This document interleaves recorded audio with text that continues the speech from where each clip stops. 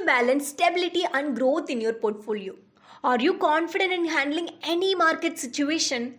How much should you invest in traditional assets for the best results? Financial expert Mr. Satish Prabhu will guide us through. Satish Prabhu, the screen is yours. So I would say that, for traditional investments, it's just the risk-free capital that you need, that you can park in traditional assets, because you need money for emergencies, right? You need money where you don't want the money to fluctuate. So if you need money, say 3 months of your expenses or 6 months of your expenses is suppose your emergency capital, that is something that you can park in traditional assets, because that is something that you feel has to be risk free.